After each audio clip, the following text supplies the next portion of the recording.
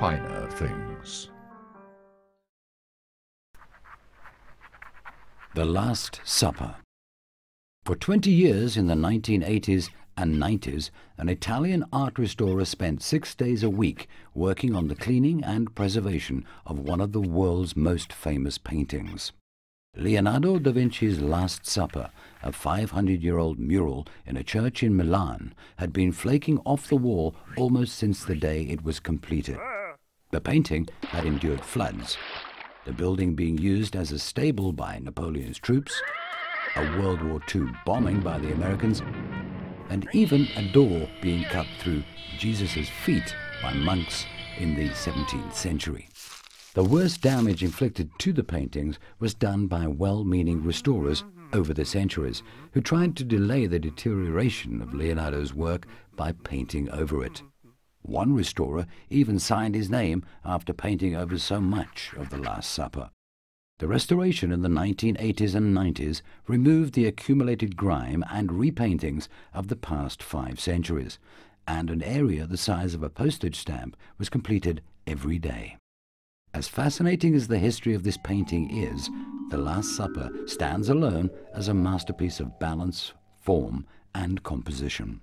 Leonardo places the figure of Christ at the central point of the composition, with all lines of perspective leading the viewer's gaze directly at the Saviour.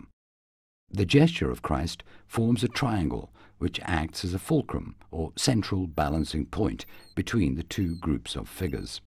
The window behind him gives a halo-like glow around his head, and his peacefulness contrasts with the emotion of the disciples, to whom he has just said, "One of you will betray me." The top edges of the windows on either side of the painting, as well as the receding lines of the ceiling pattern, all converge at the eyes of Christ. The horizon line behind the head of Christ is directly at his eye level, anchoring the figure in the composition.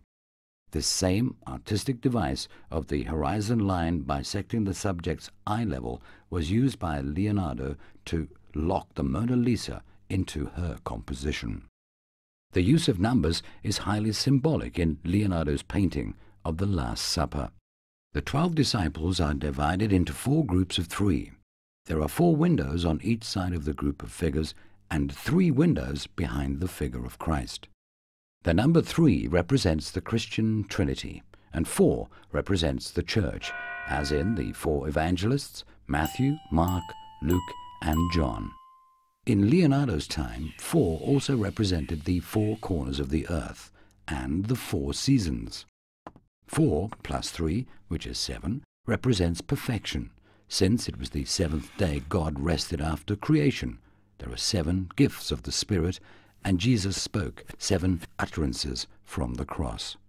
4 times 3, which is 12, represents the whole church, since there were 12 tribes of Israel and 12 disciples. The origin of 13 as an unlucky number comes from the event of the Last Supper, since there were 13 people at the betrayal of Jesus. Leonardo was fully aware of the significance of number symbolism, and there is much more concealed in this work, as well as in his other paintings.